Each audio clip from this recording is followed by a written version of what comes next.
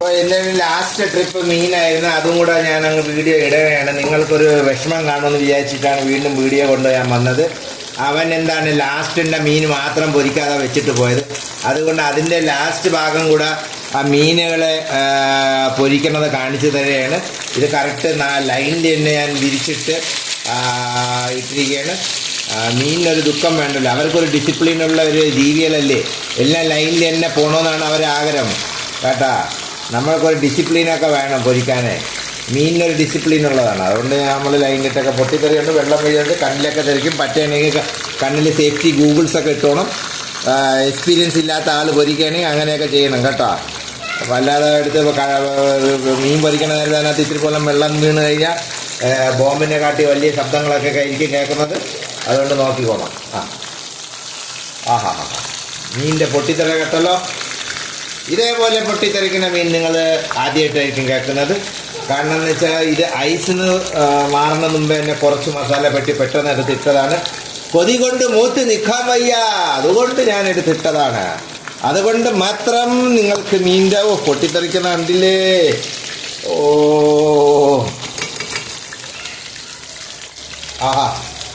ഓഹോ മീനിപ്പോൾ വിളിക്കുന്നുണ്ടാവും. ഇതേപോലെ വൃത്തിയായിട്ട് ഇങ്ങനെ പൊരിച്ച ജീവിതത്തിൽ ആദ്യമായിട്ട് ഒരു മനുഷ്യൻ ഞാനാണെന്നായിരിക്കും മീൻ പറഞ്ഞുകൊണ്ടിരിക്കുന്നത്.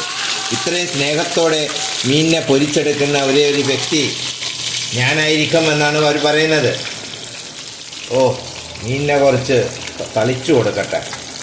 യഥാർത്ഥത്തിൽ നമ്മൾ കുളിപ്പിച്ചെടുക്കുന്ന പോലെയാണ്. നമ്മൾ ഇടയിലേക്ക് സോപ്പിൻ്റെ വെള്ളം ഒഴിച്ച് വണ്ടി കഴുകില്ല, അതുപോലെ കുറച്ച് എണ്ണയൊക്കെ ഇങ്ങനെ ചൂടായി കിടക്കണ എൻ്റെ മണ്ടേ കൂടെ ഒക്കെ ഒഴിച്ചു കൊടുക്കാം. മൈ ഗോഡ്, കരിഞ്ഞ് പൊരിഞ്ഞൊക്കെ വരുന്നുണ്ട്.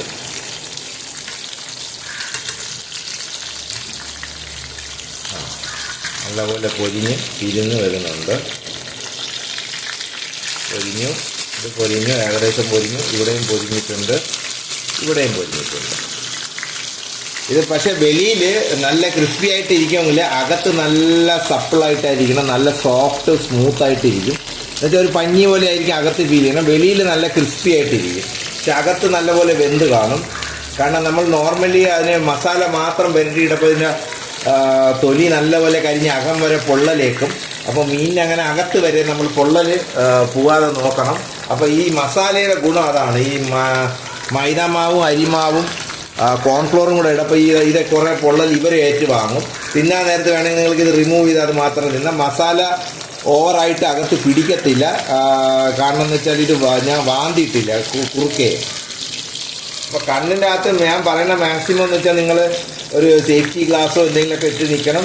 പൊരിച്ച് പരിചയമില്ലാത്തത്. പൊരിച്ച് പരിചയമുള്ള വീട്ടമ്മമാർക്കൊക്കെ ആണെങ്കിൽ അവർക്ക് ഒരു പ്രോബ്ലം ഇല്ല.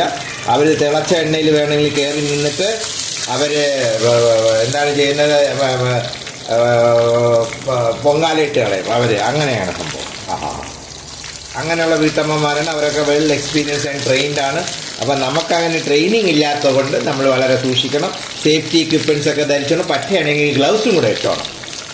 ഞാൻ പറഞ്ഞെന്നുള്ളത് ലാസ്റ്റ് മീനാണ്, ലാസ്റ്റ് പൊരിപ്പാണ്. ഇത് കാണുന്നവർ പെട്ടെന്ന് വന്ന് കണ്ടോളൂ. മീൻ ഫ്രൈ റെഡി പോട്ടെ. ഓക്കെ, അപ്പം ലാസ്റ്റ് മീൻ ഫ്രൈ കഴിഞ്ഞു. ഞാൻ ഇതിനെ കോരി മാറ്റുകയാണ്. കോരി ഓരോന്ന് ഞാൻ മാറ്റി വെക്കുകയാണ്. മാറ്റി ഞാൻ ഇപ്പുറത്തോട്ട് വെക്കട്ടെ. അത് വീഡിയോയിൽ കാണാൻ വീഡിയോയുടെ മൊബൈലൊക്കെ ഒത്തിരി പഴയതായതുകൊണ്ട് അതിൽ യൂസ് ലോങ് ഡിസ്റ്റൻസ് ഉണ്ടാകുന്ന ചെക്ക് ചെയ്യട്ടെ.